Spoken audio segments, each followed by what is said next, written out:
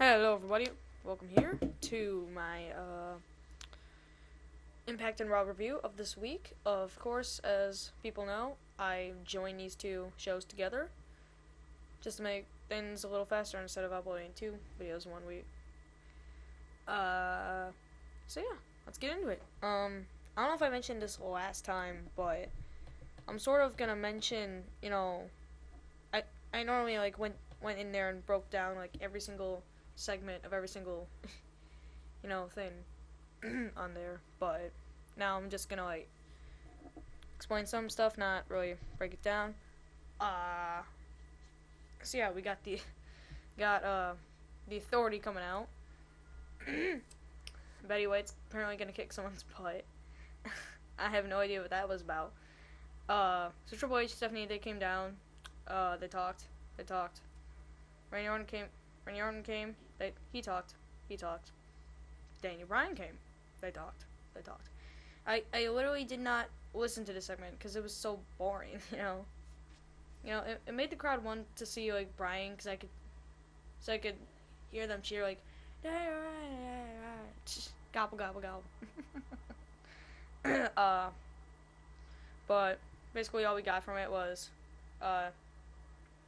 Daniel Bryan is not gonna face Kane, and Cena's gonna face Orton for later in the night. So not much there.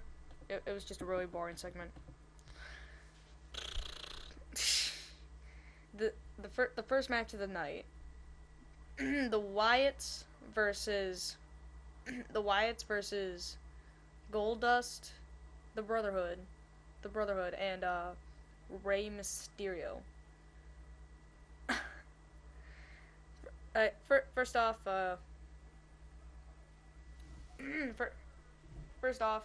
that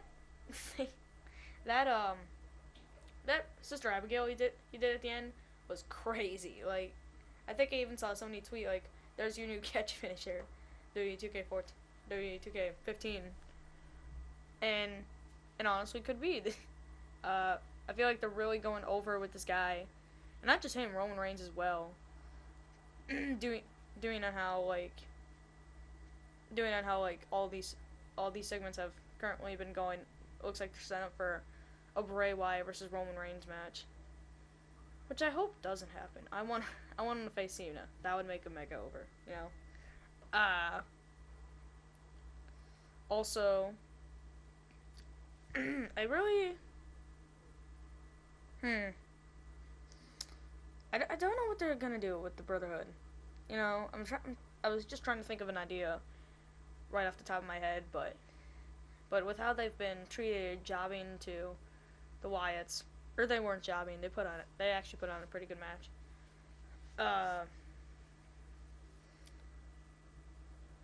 I'm just thinking what are they ever gonna do with him? Also, Rey Mysterio needs to retire. He when he does all this running and move stuff, he does not run fast. He goes He's jogging around the ring. He's jogging. He's not running. He's jogging. And I understand you're trying to protect your knee and all that, but no.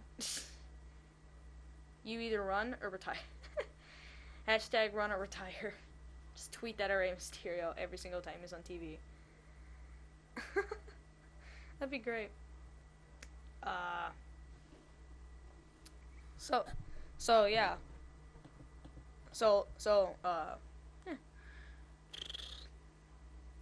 After that, we got an interview with The Shield and Renee Young, and Roman Reigns called Renee Young baby girl. I really think his new gimmick would be the womanizer. Just win all the women in there, and just in WWE. Just get Stephanie, AJ, the Funkadactyls, Lita. That would be hilarious. I honestly would want to see that. But what we got from the segment is the Shield were showing we're showing some dissension because Roman Reigns yelling at Dean. You never defend the title. Like Triple H just think, ugh.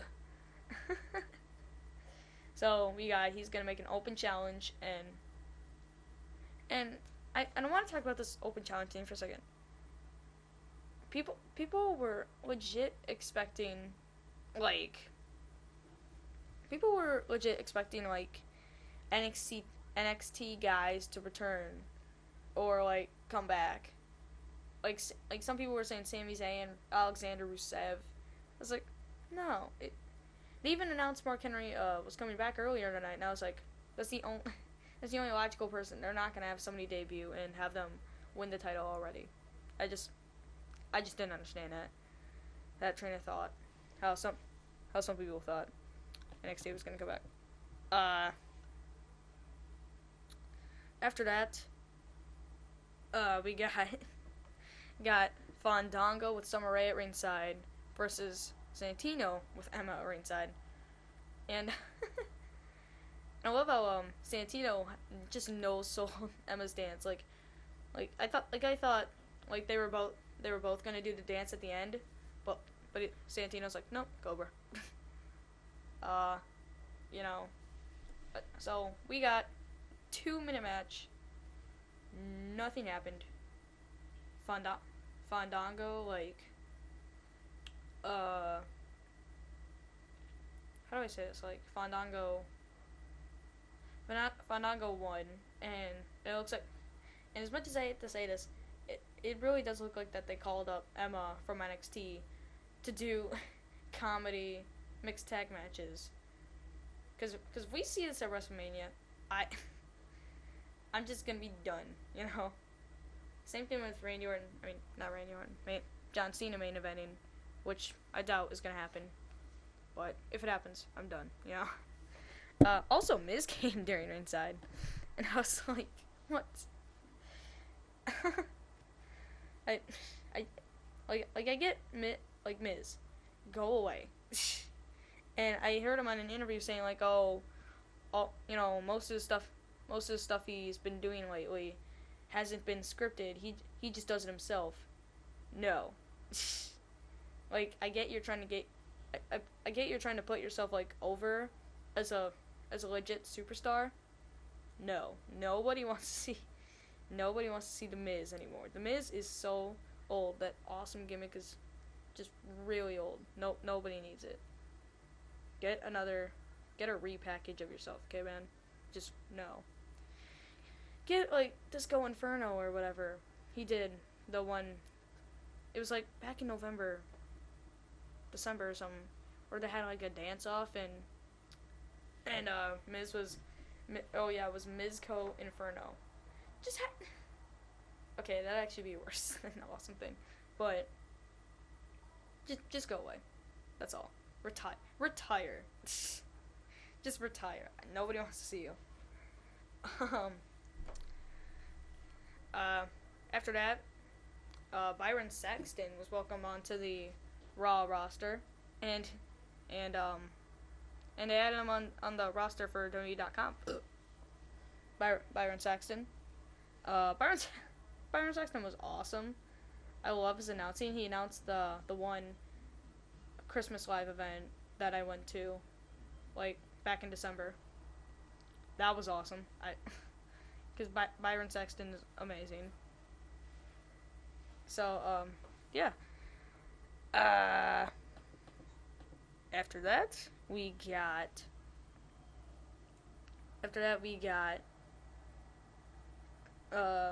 Christian and Sheamus versus the Real Americans. Awesome match. Antonio Cesaro was crazy over it. He, and WWE just doesn't know what to do with him. Or actually, I don't know if you guys have heard this yet, since I don't know if the majority of my fans watch SmackDown, but apparently, Antonio Cesaro's new name is just Cesaro now. Like there's no Antonio anymore. It's just Cesaro. So now they will refer to him as just Cesaro. So it looks like they are gonna do something with him. Or maybe he went with Zeb Coulter to get his legal name changed or something stupid. That'd be hilarious. But I honestly love, uh, I love Antonio Cesaro, and I think Smalls mentioned this. They would have a great WrestleMania match at WrestleMania 30. Him and Sheamus, Cesaro and Sheamus. I mean, who wouldn't want to see that? Two big, strong guys just beating the crap out of each other. Uh, you know, ever since that a couple weeks thing with Coulter slapping Swagger, I don't know if they were actually trying to start something, or if they're not just gonna do anything with that. Or maybe in the chamber, Jack Swagger becomes jealous, attacks Cesaro. You know, like no, he breaks through the chamber with his fist, like ugh. He just sits there for the whole match, and Cesaro's in the final two. He has the Patriot lock on him, and then like Randy Orton gets the pin. I don't know, something crazy. But yeah, he either has to face Sheamus or Swagger. Either one would be a great match. Cause honestly, who wouldn't want to see that, you know?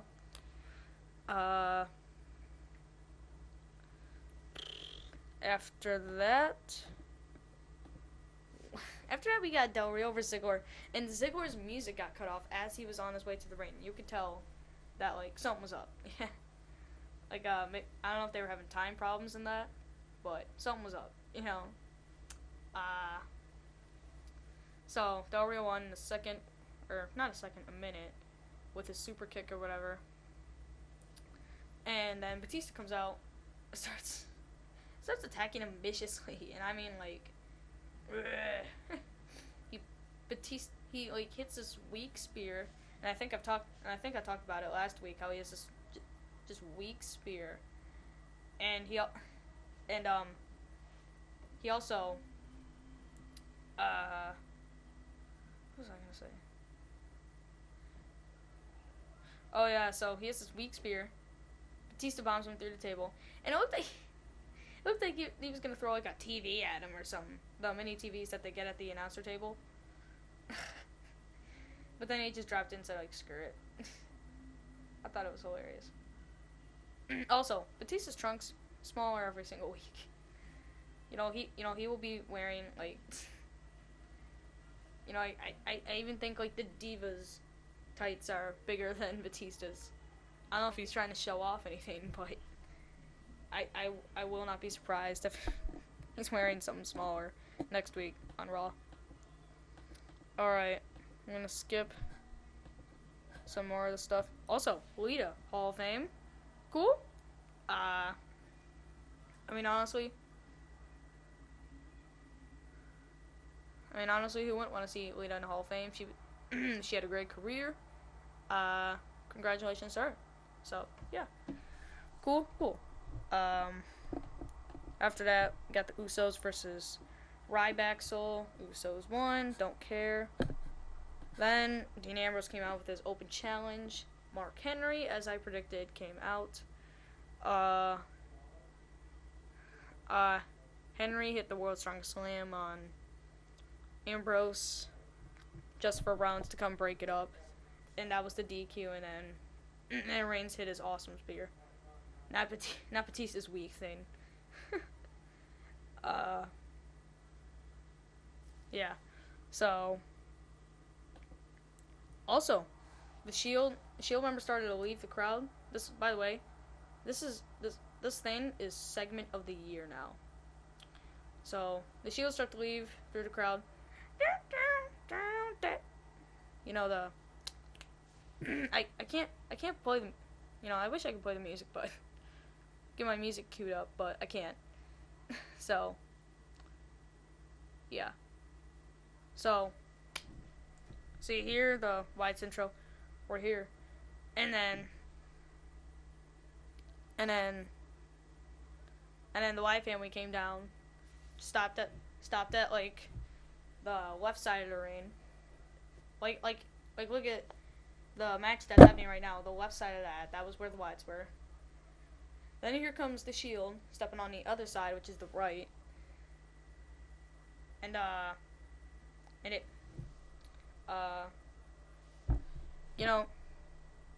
you know, Reigns stood on the apron, and then Ambrose and Rollins joined him. Then Wyatt stepped up, and it, and his mates, Harper and Rowan, they stepped up with him. Reigns got in the ring. Wyatt started to enter the ring, but then was like, nah, and then he got back out, and came back out, and walked up the entrance arena while Ambrose and Rollins got in the ring. And the reason this is segment of the year was the crowd. They're so into it, and it's not like that, you know, like some feuds are just always bad. It's just, you know, this is something the crowd would want to see for a long time. You could put this on a pay-per-view with no build-up, and the crowd would still enjoy it, because it's something that everybody's wanting to see, you know? That's why it's the most over thing, and it should be the main event, in my opinion. So, the live crowd was really into it. I absolutely enjoyed it. So after that, we got Cameron and the Bella Twins. They beat AJ, Alicia, and Noxana. Nobody cares.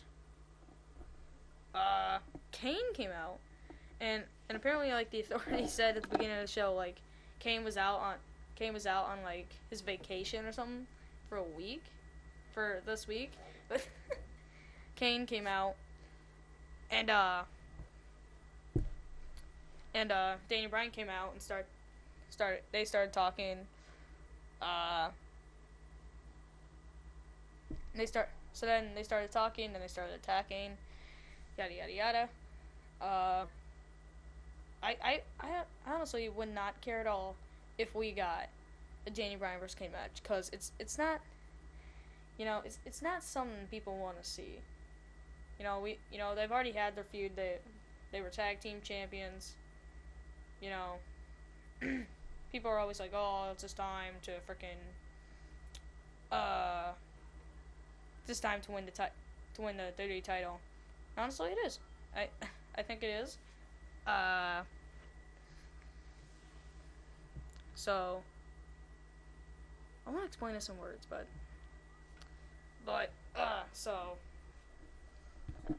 yeah, it's really something we don't want to see, you know. And then when you bring up, and I'm reading this article, and the other person's thoughts, I actually somewhat agree with this. When you look back at that tag team championship reign, it was all like just comedy stuff. Nothing was ever taken seriously from those two, you know. So that's another thing. The only thing that was taken seriously out of those two was the Shield.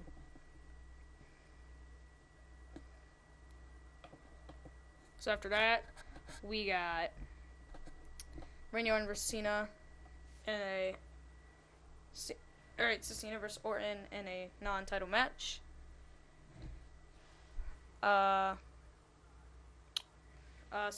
Cena went for an AA off the attitude adjustment off the second rope. Orton avoided that. Cena kicked him and then put a leg drop on the back of Orton's neck, causing his face to hit the ring. And then Cena followed up with the attitude adjustment with a clean pin. No. That is not what we want to see. At all. No. And I don't think I ever discussed this on like a comment section before, but I want to explain my thoughts. See, you have Daniel Bryan win as the first contender, like, and then have everybody lose to Randy Orton. Come Elimination Chamber, the Authority, you know, like costs Randy Orton the title because he's not best for business. Daniel Bryan is, and that leads to Daniel Bryan winning the title. I think I'm honestly done, you know, coming up with conspiracy theories. for Daniel Bryan winning the WWE title, because it's never gonna happen. They're so hung up on Batista and Del Rio and Randy Orton and all these guys who nobody wants to see. And I'll admit, I was excited when I saw Batista was gonna come back. You know, I fully expected him to main event WrestleMania. Did I want to see it? No. You know, it's one of those things. It's one of those things that you just can't do. So yeah, I don't know if they're trying to make Orton look bad going into the Chamber. As of recording this, I have no idea whether he wins against Cesaro, but by the time it's uploaded, I probably will. So yeah, that was Raw. Now let's move on to TNA.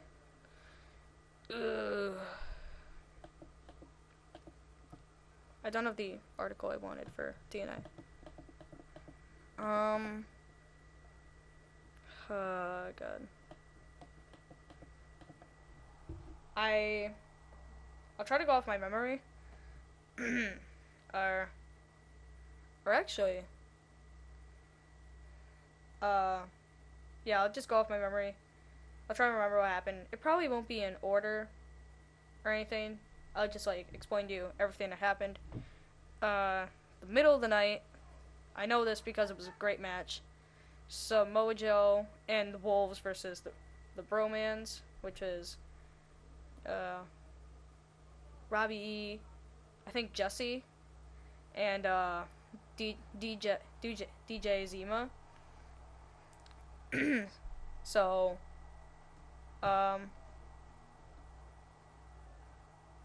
yeah. So it ended up being at the Samoa, I don't know if the Wolves got the pin or if Samoa Joe got the win. I think it was the Wolves. I'm not sure.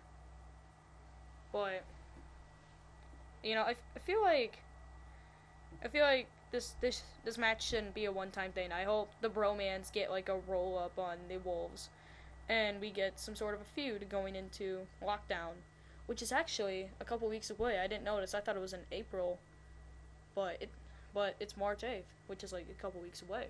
So that's pretty cool. Yeah. So, yeah. Oh, I know this. It was Bully Ray versus Mr. Anderson in casket match. That was the main event. You know, I'm just not in this feud. I started watching again in the beginning of January, and they were feuding when, it was like they were feuding when it was Bound for Glory since like the Aces and Eights broke up, and I'm like, they're still on this feud. You know, don't get me wrong, I take Bully Ray as a legit threat, cause he can play a legit threat. You know, that's his thing. You know, that's the thing. That's the thing that's completely awesome. You know, but if you're still hung up on this feud with Bully Ray and Mr. Anderson, you know, I'm not gonna buy it. It's been happening for too long. I hope Anderson beating Bully Ray in the casket match, you know, closes their feud, you know. So, yeah.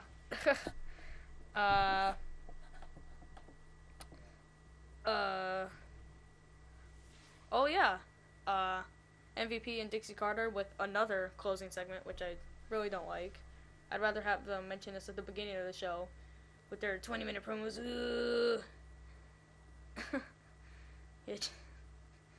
With Dixie Carter just interrupting everyone.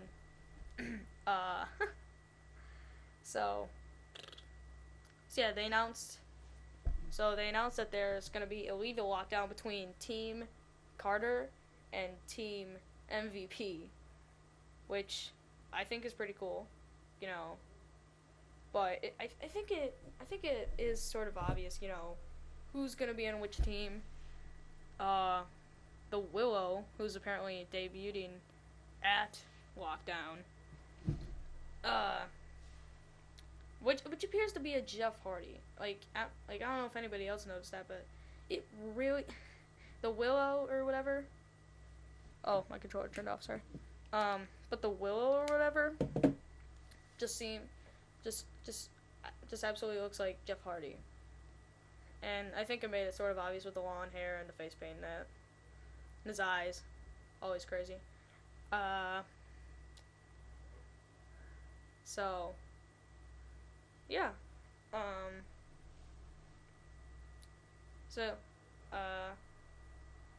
Also, to start off the show, the first match to start the show, it was gonna be Gunner versus C3PO. But then Magnus came, and then James Storm came. They interfered in that, and then MVP's like, no, this is gonna be tag team match, holla holla. What was his one name? Who always did that on like SmackDown, or not SmackDown, just like any WWE show in general. Can't remember his name, but it's I don't know. It's off the top of my head, but yeah, he always was like holla holla play or something like that. So I know it wasn't Booker T, but it was somebody. I just don't know who. So yeah, they made it a tag team match. Gunner and James Storm took C3PO's briefcase away, and I was just wondering if C3PO has he has a briefcase, why doesn't he ever carry it around? Gunner always carries his around, and it's just pretty messed up that I get that C3PO doesn't have a tag team partner yet, but it's just it's just a little weird that he has a briefcase and he never carries it around.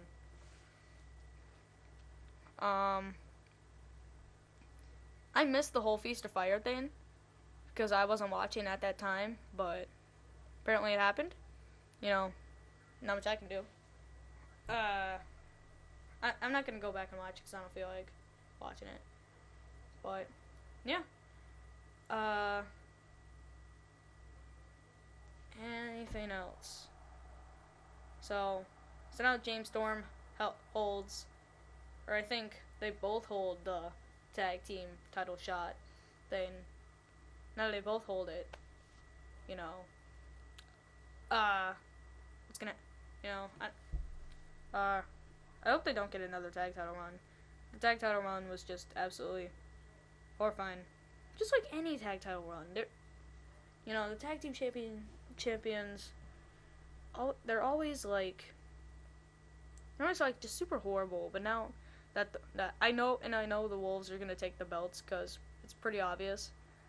But now that the Wolves are gonna take the belts, that would be pretty cool. So yeah, Chris Sabin versus Spellets guy happened. I didn't watch that. Oh yeah, Abyss and Eric Young. Abyss is awesome. Not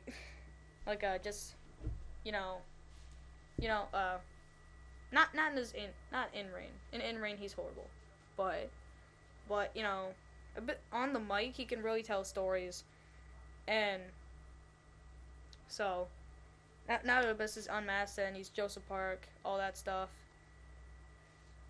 They still put off a pretty good promo. Do I expect them to do it again? No. Also, not sold on Eric Carnival. I feel like Eric Young and Joseph Park, best friends, yeah. No. I don't like Eric Young.